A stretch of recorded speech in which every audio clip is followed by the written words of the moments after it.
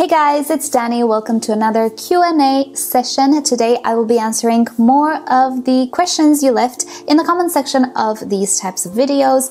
Hoping to get through a whole lot of them today. So without further ado, let's just start. But before that, as usual, today's episode is sponsored by rePotme.com, who offers you everything you could possibly need to properly take care of your orchid, from potting mixes, which is what they're known for, to pots, fertilizers, accessories, and everything in between. And not only for orchids, but also for other houseplants as well, such as cacti and succulents. So I'll link you to their website down below in the description. Feel free to check them out at any time. I will also link you to the products that I personally really like, and I think you will enjoy them as well. If you do choose to follow the links and purchase something, you will be supporting the channel further as well, and I thank you so much in advance. Right, with that said, let's just start with the questions. Right, I do have quite a few more questions that I didn't get to last time, so I'm gonna start with them, but do leave me a comment with your question under this video. I will do my best to answer it in further or future episodes. And also, if you want to link a picture, just upload it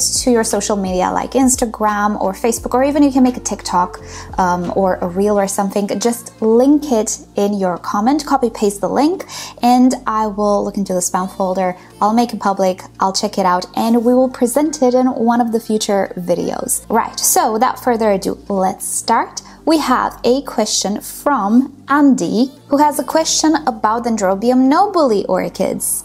We didn't see Dendrobium nobile in a long time on this channel. There is a reason. So, how do you get as many flowers as possible out of a regular Dendrobium nobile? When do you start to feed Dendrobium nobile after the winter rest? Thanks, Dani. Well, so first off, Dendrobium nobile are not necessarily not suited for everybody, but they're really dependent on the environment and on the seasons. And here where I am, it's a subtropical climate, it's kind of warm.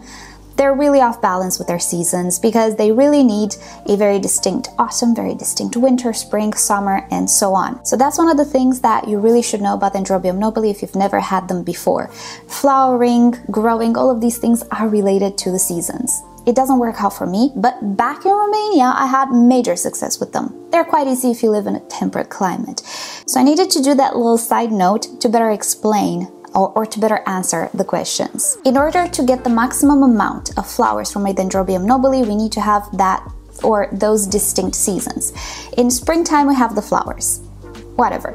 In summertime, we are starting growth, vegetative growth. New growth on Dendrobium nobiles are new canes or new pseudobulbs. And we need to properly water them, properly feed them, give them enough bright light.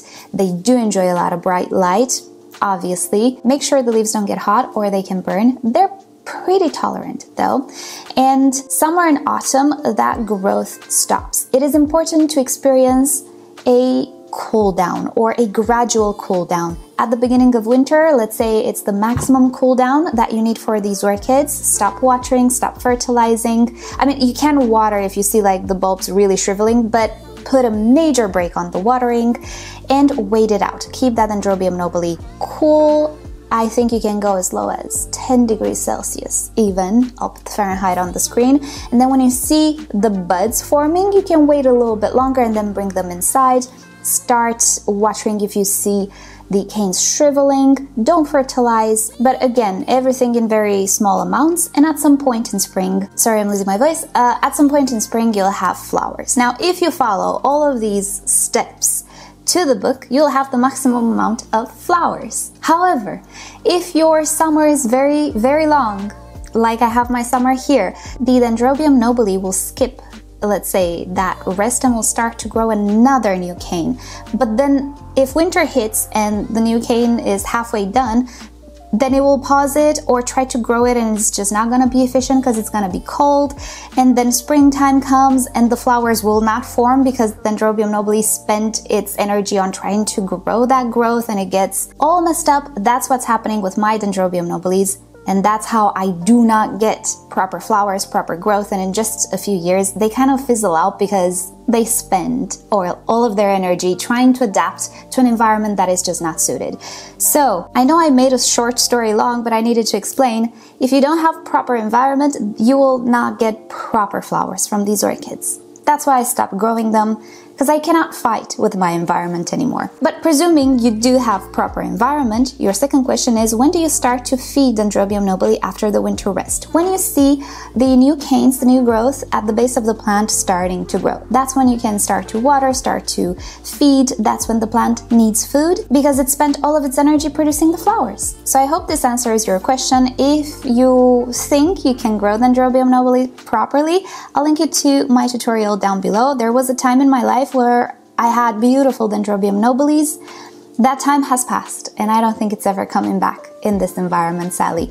But that's okay. Hope I helped you out. Next question from Dante. Hi Danny, may I ask what temperature is required to initiate blooms in heavily influenced novelty phals by Polychilos, like Phalaenopsis Sweet Memory, 75% Polychilos? What about the phal Salopoker, which is lower than 62%? Will it behave like a pure Polychilos orchid? That is a very good question. Now, if you are a beginner, you don't know what Polychilos is and if there is a difference, well, let's put it like this. The flower shop Phalaenopsis are Phalaenopsis subgenus, but there are other subgenera, and one of them is called Polychilos. It does not look like a flower shop Phalaenopsis. I think I have one in bloom. Let me just show you.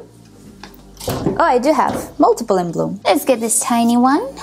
Alrighty, so this is actually sadly a no ID Polychilos type Phalaenopsis. These orchids do not produce the very big cascading flower spike that you might be acquainted with the other Phalaenopsis types. Also, the flowers are sturdier, waxier, tinier sometimes. They're sometimes fragrant. This one has a milder fragrance.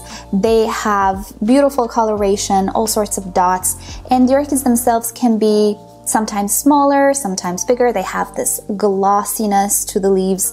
I'm not treating the leaves with anything. This is all natural gloss. The newer leaves are more glossy. So there is a bit of a difference. Again, I'll link you some videos that I made on these orchids down below.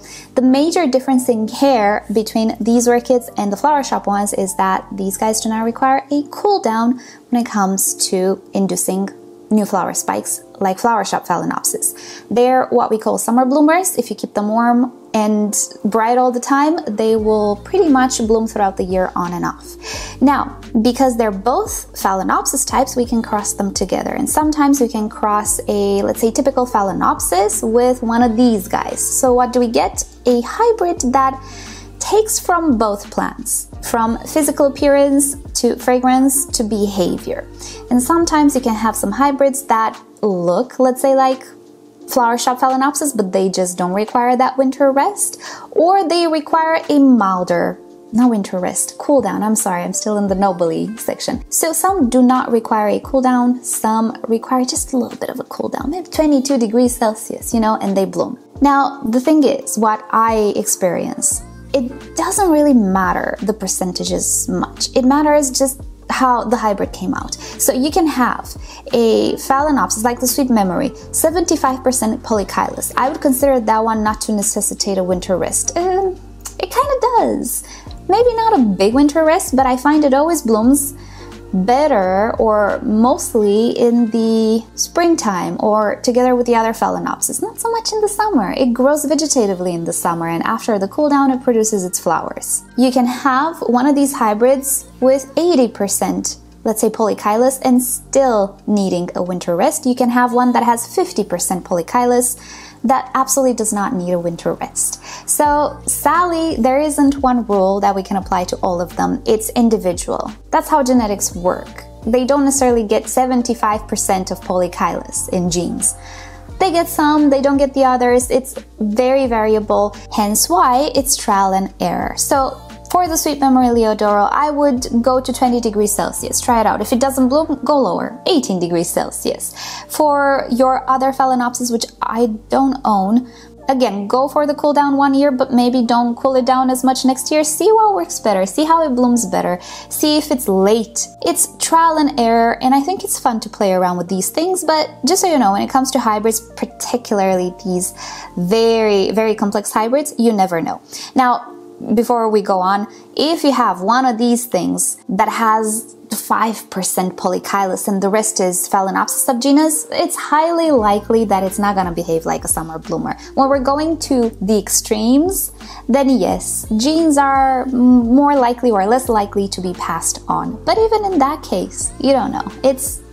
I'm not a genetician. I just know what I experience with my orchids, and I cannot give you a formula for it. If somebody knows more about genetics than me, feel free to leave me a comment. But my experience is, you kind of never know. Some will follow one of the parent or the other, or the group of parents, not depending on the percentage, but depending on, I don't know, what it feels like. It's just how the hybrid ended up. Alrighty, next up, a question from Dave. Danny, is it best when trying to save a Phalaenopsis with just bare roots, no protective cover, to put the roots in just water or in damp moss? Thanks. In my experience and opinion, it doesn't really matter. I would actually rather gravitate towards the wet moss, but not like on top of the moss. Make sure that the moss actually touches the entirety of the root system. And this is because in pure water, if you plunk it in water without any type of medium to retain any type of little oxygen bubbles, little air pockets, if you just plunk it like that in water, the roots can get waterlogged at some point. Now, in waterlogged situations, paradoxically, plants don't absorb water anymore. In the absence of oxygen, they do not absorb water. And obviously, a full body of water is a lot more dense and depleted of oxygen than sphagnum moss is. Depends on the water. Like, you know, some tap water is very oxygenated and other tap water not so much. Depends if you had that water sitting, is it rainwater, you had it in a bucket or not. There are many variables. That's why it doesn't really matter all that much, because tap water has some bubbles. It takes a while to like completely deplete itself of oxygen. If you just pour it from the faucet, chances are it has some oxygen in it. But I gravitate more towards sphagnum moss or wet sphagnum moss, or just potting the orchid directly in sphagnum moss, and then if I detect like some foul smells, go back and cut away whatever root didn't make it, because it is just more efficient at hydrating the actual root and preventing waterlogging. I do like to wet the roots before I pot an orchid that arrived bare rooted, just to see which of the roots are alive, which are not anymore, so I cut them away and I don't put them in the new medium. But yeah, that's pretty much how I stand on things. That's why you never see me do water culture. Absolutely not. Absolutely not. Never. Too many variables to think about and take into account. Anyway, so I hope this answers your question. As far as I'm concerned, the key to success with all of my orchids is offering both moisture and air at the same time. The air pockets don't need to be like big air pockets. They can be tiny air pockets in the sphagnum moss strands. In my opinion, that is just enough for the root not to get waterlogged and to get properly hydrated and fed. Righty, next question from Carol. Hi Danny, sometimes I order a variety of young orchid that comes bare root. How do you prepare bare root plants before potting? So we're sticking in the bare root area. Well, first of all, typically I try not to get bare rooted plants because transport is just so long for my country. Most of the roots will be completely desiccated by the time they come here. So if you are in a place where you know transport takes a week or something like that, you don't get like next day shipping or something, maybe stay away from bare rooted plants. It's just not optimal for us, and most likely we will have a lot of root loss unless we're ordering very sturdy plants like maybe Phalaenopsis. But Cattleyas, Oncidiums, and other species, I would not get bare rooted. But if you do get a bare root plant, I personally do not prepare it for planting. As I was saying, I like to wet the roots just to see how I stand on dead versus alive roots. What I do like to do is just pot it, and depending on the orchid, if it's a Cattleya, after a month, I'm going back in and cut away all the roots that didn't make it, because that's how Cattleyas work.